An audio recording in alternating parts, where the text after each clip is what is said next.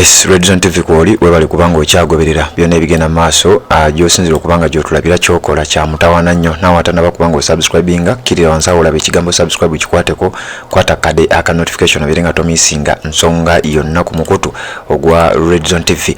Waliwo ensonga ya petition egenda maaso nkakasa nga ogitegeera bulungi nnyo okusinzira ku ngeri gye tuzze tugikuwaamu. Waliwo ekipapulo ekyo echa petition ababaka kwe bali mukubeera nga bateeka signature zaabwe ez'okubeera nga bafulumya ba commissioners mu offices obwa commissioner abeegabira ssente ez'omuwi w'omusolo akawumbi kalamba n'obukadde 7 era ng'enteekateeka eno ekulembeddwa mu Honorable Theodore Sekikubo ye agamba nti bano balina okuba nga bafa mu office nga kuliko n'ababaka abalala okuli Joseph Gonzaga Sewungu n'abalala ng'okuli Sarah Opendi. Kakati emikono ejibadde gyetaagisa abasinga obungi mbadde mugibuuza nti beetaaga emikono emeka. Babadde beetaaga emikono 177 okubeera nga gigenda ku petition eyo. Ababaka olwo motion ebeere ng'ereetebwa mu parliament naye ku mikono 177 bakakuŋŋaanyaako emikono giri 145 nawe osobola okukubisaamu emikono 177 bw'oyawulako 145 ofuna emikono emeka gye baba bayinawo. Kitegeeza wabulayo abantu 32 bokka ensonga eno ebeerenga egguka. Wabula Sekikubo avuddeyo n'alaga listi ey'abamu ku abo abaakasayiningako abasinga obungi nkakasa mwagirabye abatannagiraba tugenda kugezaako ati listi okukuleetera abamu ku abo be twasobodde okuba nga tulabamu. Listi eno kuliko abantu bangi nnyo abazze basayininga wabula atera kuliko bangi abatannaba kubeera nga basayininga. Kati ngenda kusomerako abamu ku bo kuba nyinza obutasobola kugimalayo naye abamu ku bo. Kuliko David Kabanda ono nga wa NRM akiikirira Kasambya Kawunte era ng'oyo y'omu ku baasookera ddala okusayininga era ali mu nnamba emu afa sayirize Mubende.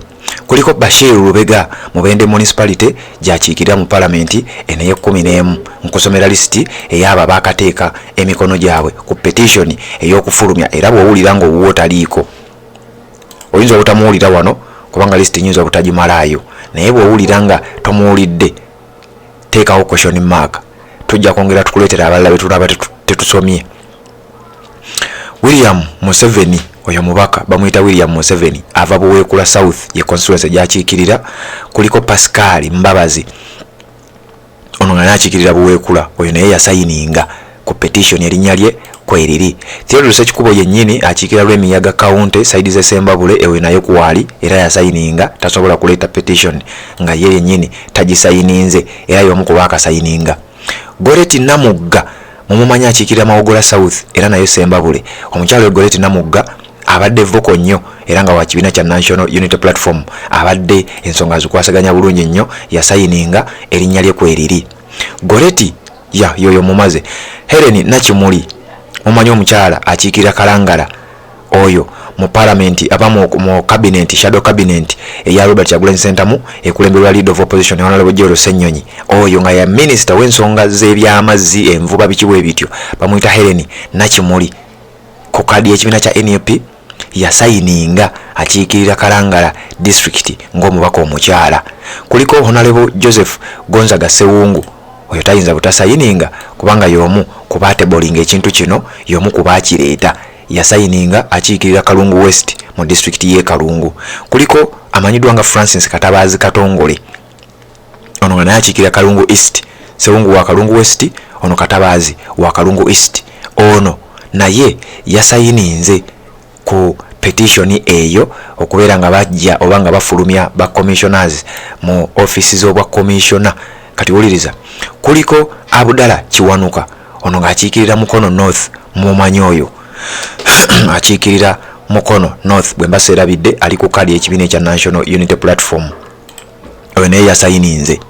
Kuliko Honorable Lutamaguzi Semakula ono nga akiikirira Nakaseke South mu district y'e Nakaseke. Honorable Lutamaguzi yasayininze ku petition ejjukira ono yavaayo mu kusooka n'atya n'abeera nga agamba abaleese petition si beesiga bulungi kanindeko okusayininga kansooke ndabe. Wabula oluvannyuma okusinziira ku ye oluvannyuma lw'okwetegereza nga ye bwe yagamba yavaayo n'ateeka signature ye ku kiwandiiko ekyo kyova olaba nga naye erinnya lye kweriri ku petition ey'okugoba ababaka mu parliament, mu office zaabwe. Ababaka no tebali mu bagoba mu parliament, wabula babagoba mu office zaabwe ez'obwa commissioner. Kati wuliriza, kuliko Honorable Alan Mayanja ono akiikirira Nakaseke Central wa kibiina kya NUP yasayininga. Enoka Nyongore ono akiikirira Nakaseke North ono naye yasayininga. Ferigo Kambale Kasese Municipality mu district ye Kasese ono naye yasayininga. Harold Muhindo ono yasayininga akiikirira Bukonzo East yasayininga. Sowedi Kitanywa Busongola South ono naye yasayininga. Stephen Kasaija Burahia Kaunti mu district ye Kabarole ono naye yasayininga. Christopher Komakech ono akiikirira Aru Kaunti mu district ye Padere naye yasayininga. Betty Awol akiikirira Gulu City ng'omubaka omukyala mu district ye Gulu ono naye yasayininga. Gilbert Olanya ono wa Kiraka South oyo naye yasayininga. Njakutwala nno kuliko Susan Abeja akiikirira district ya Otuke ng'omubaka omukyala oyo naye yasayininga. Kuliko Paulo Omara akiikirira Otuke County naye yasayininga. Kuliko Betty Engora ono akiikirira Apaka district ng'omubaka omukyala oyo naye yasayininga. Njagala tugende mpola mpola paka we tunatuuka ku nkomerero y'ensonga zino. Wuliriza, kuliko omusajja amanyiddwa nga Nelson Okero akiikirira Maruzi North yasayininga. Kuliko James Orobo Kiyoga North mu district ya Amurata oyo naye yasayininga. Agnes Atimu Amurata district woman MP yasayininga. Peter Ocheni Kole South yasayininga. Enis Apio Oyam South mu district ya Oyam yasayininga. Jonathan Odul akiikirira Erute mu district ya Erira yasayininga. Kenny Auma akiikirira Kwanya oyo naye yasayininga ku petition eno. Njagala tugende mpola mpola paka wennagezaako okulaba nga mbamalayo. Bwe mbasi bamazeeyo tujja kugezaako ate okulaba ekisoboka nga betutaleese nga nabo oluvannyuma tubaleeta. Ngenda kukuleetera lisiti eno nga bwetambula. Kati wuliriza, kuliko Honorable Margaret Lamwaka Kitigumu yasayininga. Dennis Oneka Kitigumu Municipality yasayininga. David Lagen Agago County yasayininga. Simon Peter Okwalinga Kanyumu County mu district ye 10 yasayininga. Stella Isodo Ngora district woman MP yasayininga. Abraham Ismat na Kapiru County eyo nayo constituency yasayininga. Tom Ekudo Gweri County mu district ye Soroti yasayininga. Joan Alobo Soroti City woman MP oyo naye yasayininga.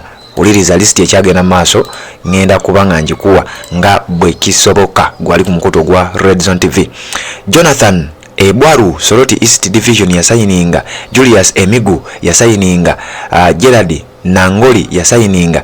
Isaac Katenya Bulambuli County yasayininga. Karim Masaba Mbale yasayininga. Richard Wanda Bugonko Central yasayininga. Robert Wandiasi Bugonko North yasayininga. Koni Galiwango Mbale City woman MP yasayininga. Isaac Mudoi alisaidize ye Manafa constituency bagiyita Rutseshe yasayininga. John Musira Busiro East yasayininga. John Baptist Nambeshe ono nga ye chief whip ow'ekibiina kya National Unity Platform mu Parliament yasayininga akiikirira constituency bagiyita Manjia County mu Buduuda. Sara Aguti Dokolo yasayininga. Susan Abeja yasayininga.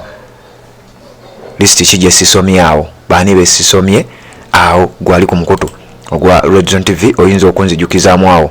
Ndabanga waliwo be sinnasoma okuliba Susan Mugabi Buvuma district woman MP yasayininga. Hilary Kiyaga Dr. Hildaman Mpiji Mawokota North constituency yasayininga. Teddy Namboze Mpiji district woman MP yasayininga. Yusuf Nsibambi Mawokota South yasayininga. Jimmy Lwanga Njeru Municipality yasayininga. Steven Serubula Lugazi Municipality yasayininga. Besi nasoma baliwa mbasome sagala ndekeyo muntu n'omu. Waliwo betujjukira mitwe, waliwo batatuli mitwe naye nga ate basayininga. Ronald Evans Kanyike Bukoto East Masaka ya signinga Christine Kaya na Chimwero. Kiboga District Woman MP ya signinga Patrick Nyanzi. Butemba County ya signinga Christine Mpanji ya signinga Muwanga Kivumbi Muhammad Muwanga Kivumbi. Butambala County ya signinga Aisha Kabanda, oyo naye ya signinga ani gwe sisomye sagala kubayo gwendekayo ate tuberenga tugenda mu maaso. Red Zone TV kwokyali webale kubanga okyagoberera omukutu guno ogwa Red Zone TV. Olwo mbali nabe sisomye kwe kuli list ye yaliko leader of opposition Honorable Joel Senyonyi yatambula n'ababaka nga Honorable David Uchamuzi Kalwanga yatambula n'ababaka omwali abaka bali banji kwaliko Patrick Kabuye, Patrick Nsamba ya signinga abaka basinga obungi basayininga. Kyobomanya list ekyagenda mu maaso naye tugenda kujja tugikusomere mu bujjuvu bwayo tugimaleyo wabula njagadde nkuweeko ensonga esinga obukulu mu nsonga eno. Honorable Theodore Sekikubo ategeezezza nti ababaka 32 be babaka bokka ababulayo okubeera ng'ensonga egguka bulungi nnyo. Ababaka 32 be babulayo list eno ebeerenga eggwayo okuweza ababaka 177 be baagala bainako 145. Ababaka 32 be babulayo. Red Zone TV kwoli ngenda kujja mbere nga nkuwa ebisinga kaawo ate nabakubanga subscribe nga kikole tuberenga tutambula ffenna tuwuliziganye mu updates eziddako.